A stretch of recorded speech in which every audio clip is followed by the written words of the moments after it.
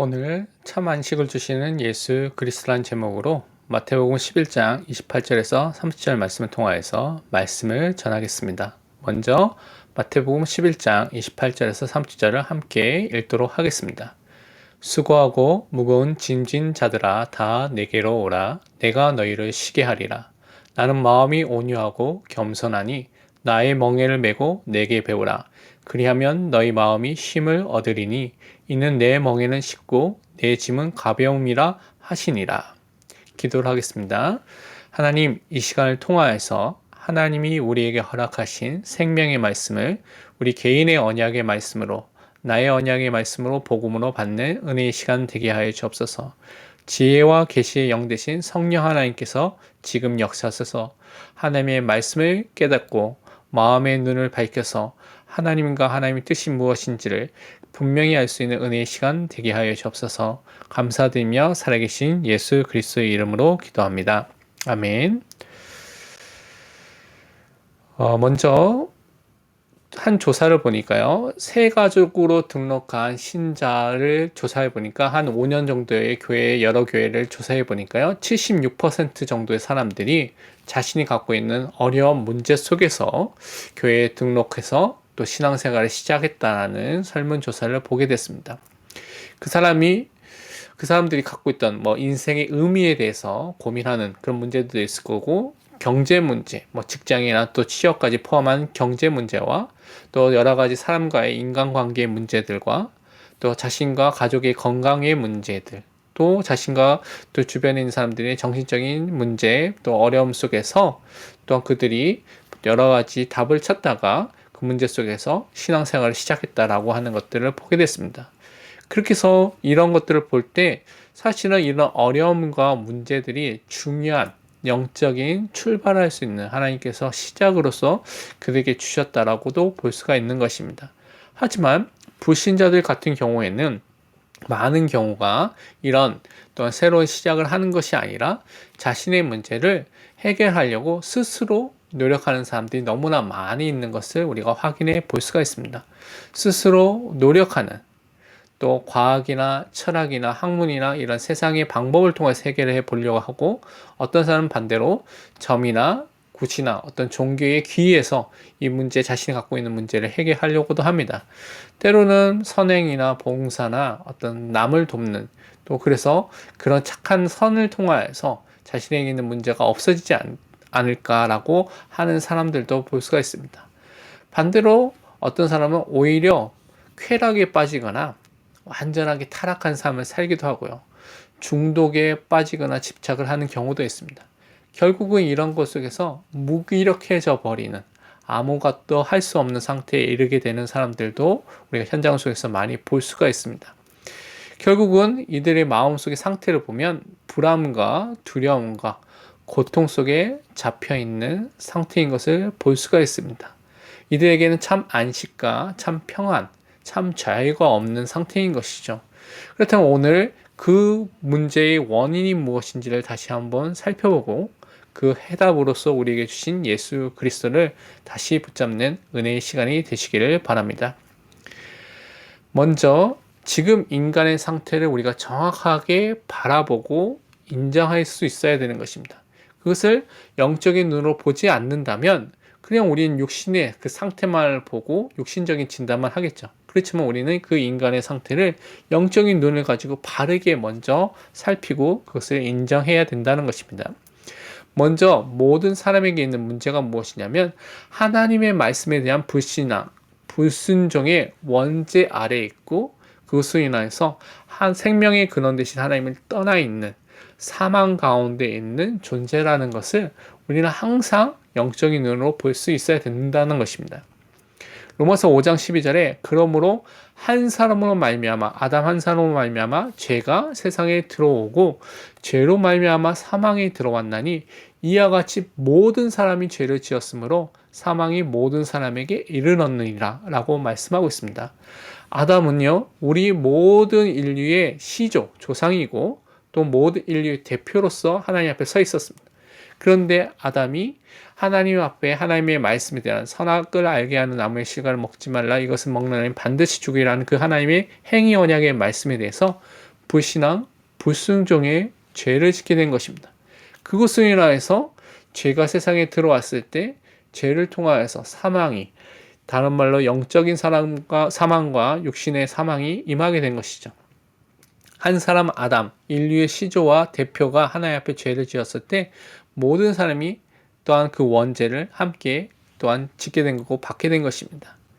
그래서 로마서 6장 16절에는 너희 자신을 종으로 내주어 누구에게 순종하든지 그 순종함을 받는 자의 종이 되는 줄 너희가 알지 못하느냐, 혹은 죄의 종으로 사망에 이르고 죄 아래에 있으면 분명하게 그 결과로서 사망에 이르게 된다는 것이죠. 혹은 순종의 종으로 의에 이르느니라. 하나님의 말씀에 순종한 사람들은 의의 축복을 누리게 된다고 분명히 말하고 있습니다. 고린도서 15장 22절은 아담 안에서 모든 사람이 죽은 것 같이 아담 안에 있는 전 인류는 영적인 죽음 안에 또 육신의 죽음까지도 맞게 되는 그 상태에 있게 된 것입니다.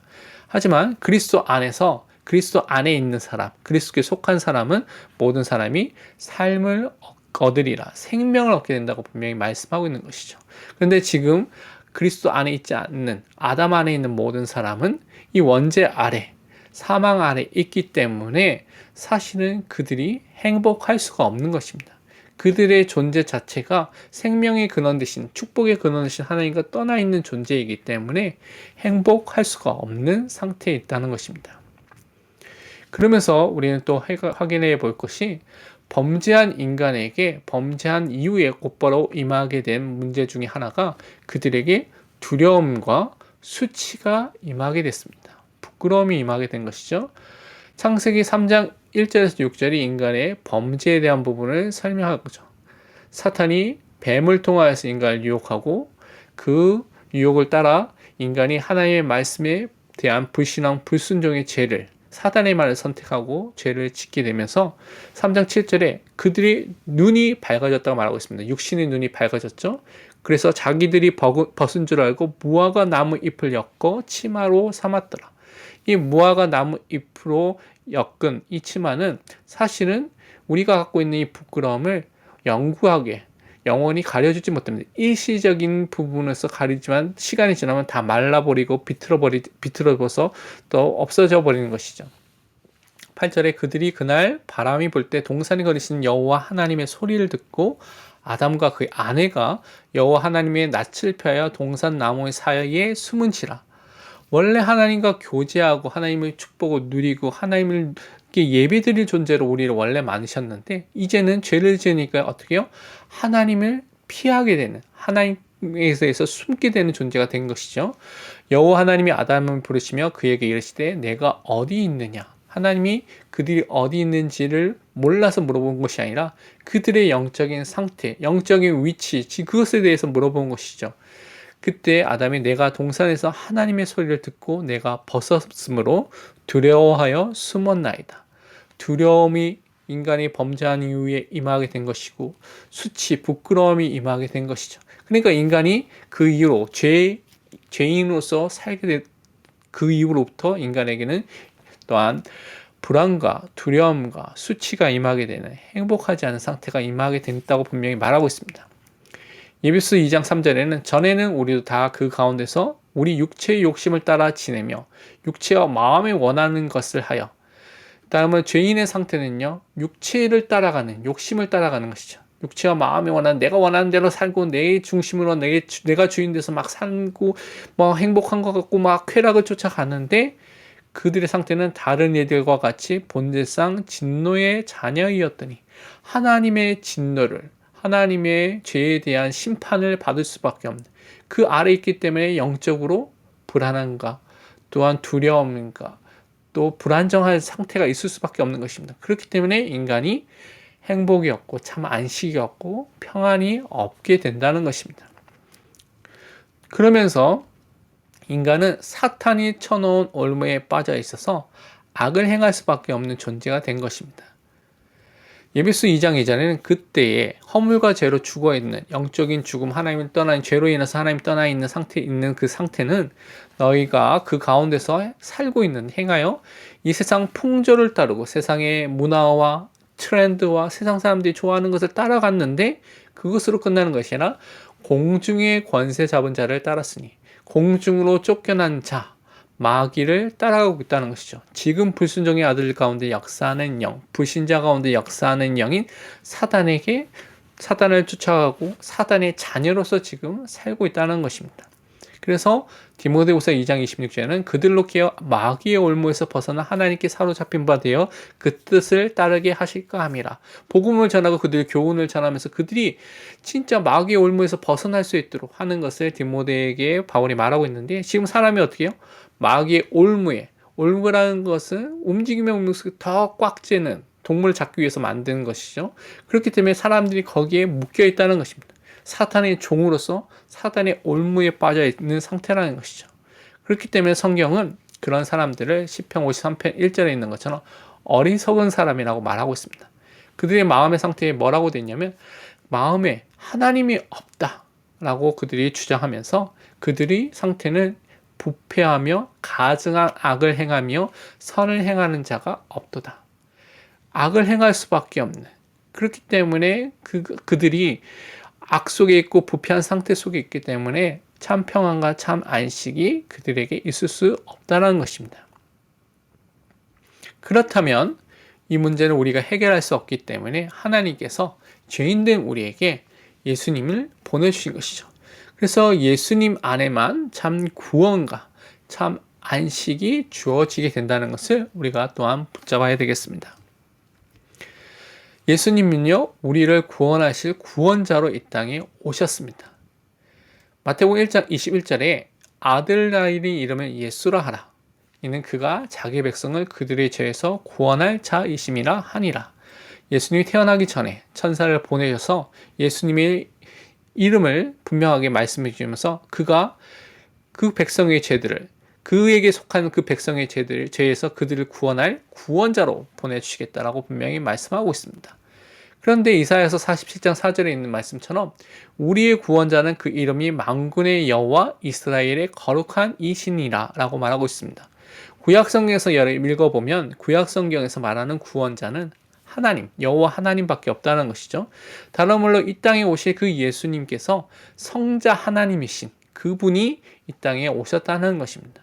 그래서 예수님이 참 하나님으로서 참 인간이 되셔서 우리를 구원할 이 구원의 사역을 위해서 이 땅에 오셨다고 성경은 분명히 밝히고 있습니다.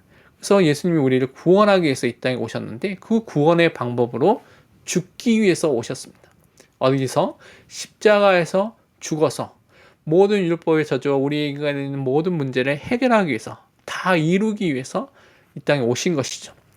빌립보서 2장 8절에는 사람의 모양으로 나타나서 자기를 낮추시고 죽기까지 복종하셨으니 아담은 하나님의 말씀에 대해서 순종하는 것이 심폐했죠.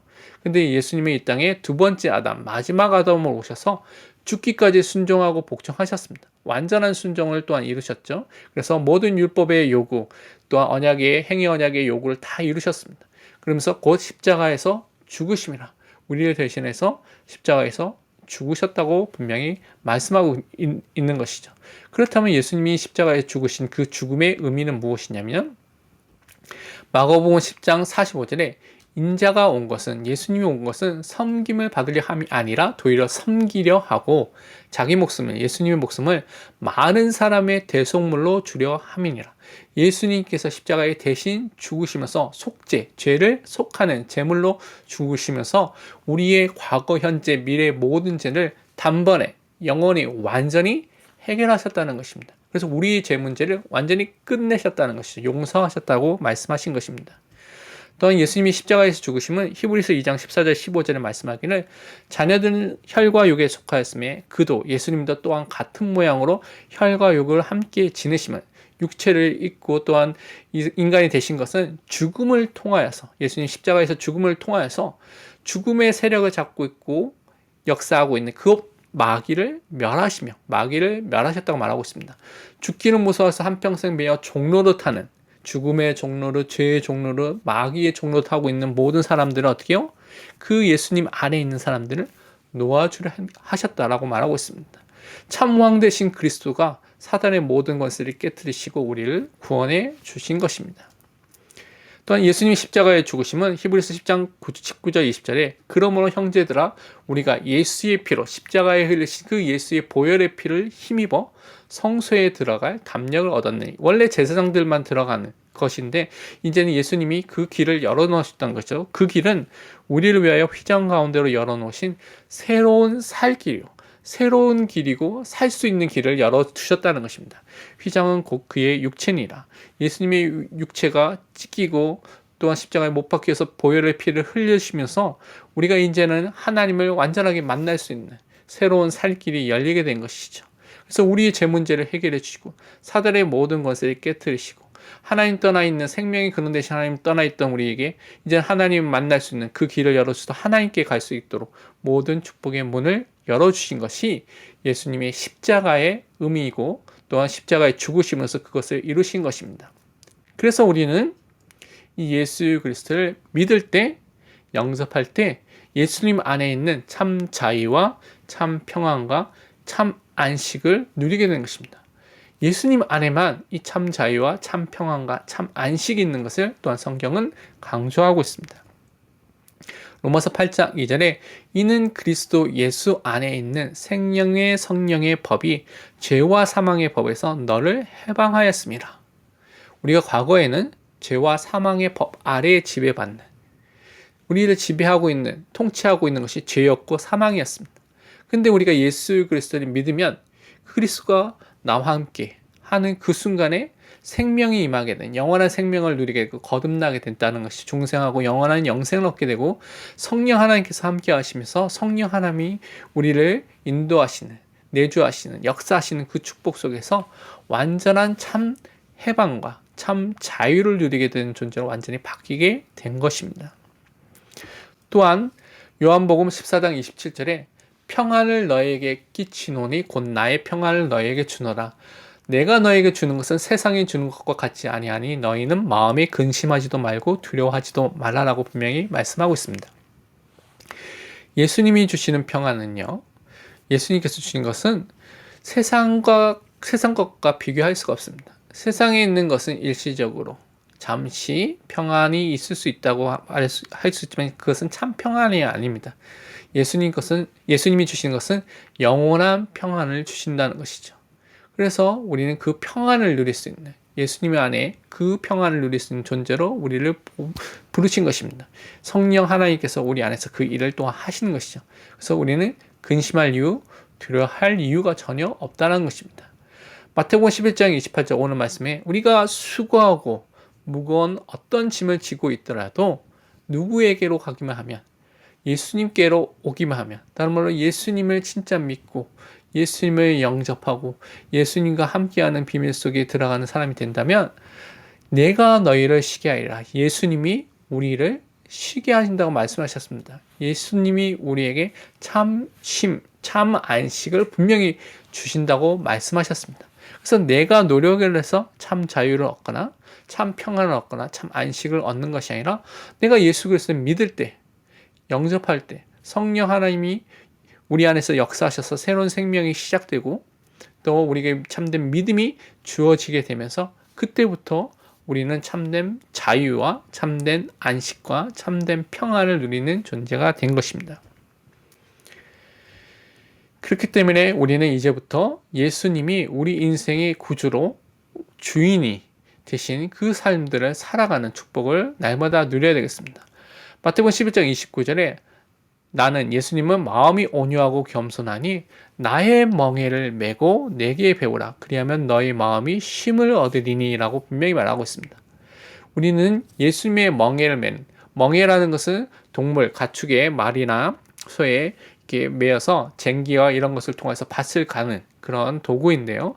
이 멍에를 매면 이 멍에를 맨 짐승은 그 주인이 움직이는 대로 멍에를 움직이는 사람이 그 인도를 따라서 움직일 수밖에 없는 것이죠.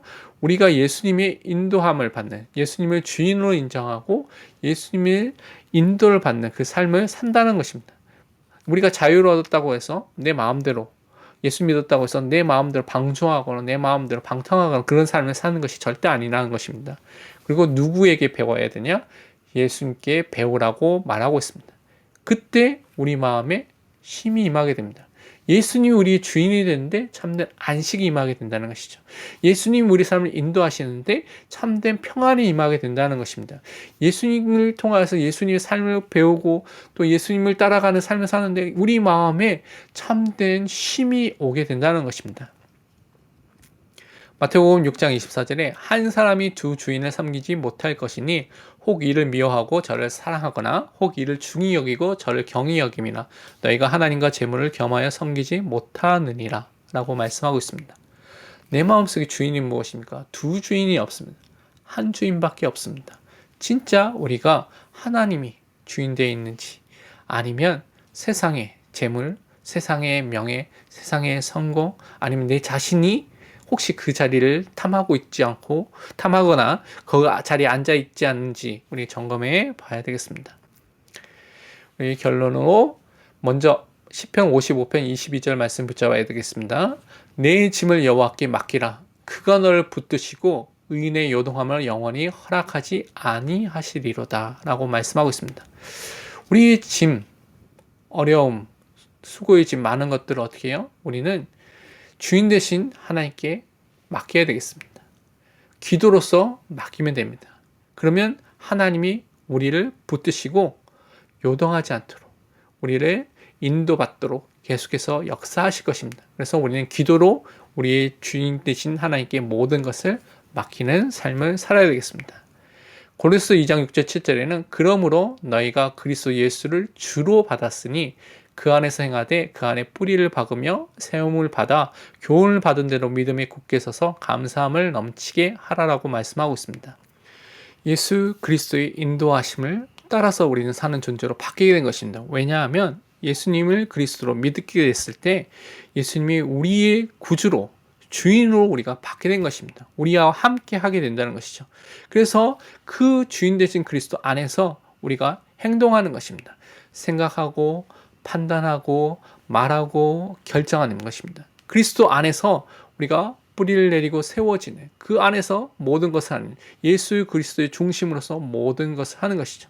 그래서 그 안에서 우리에게 인도하심을 따라서 우리가 믿음을 가지고 또 감사함의 축복을 고백하고 흔들리지 않는 제자로 사는 것입니다. 그래서 우리는 예수 그리스도의 인도하심을 따라서 그리스도를 주로 고백하면서 예수 그리스도 중심으로 모든 것을 생각하고 고백하고 우리가 사는 제자의 삶을 사시기를 바랍니다. 기도하고 마치도록 하겠습니다. 하나님 아버지 참 감사합니다.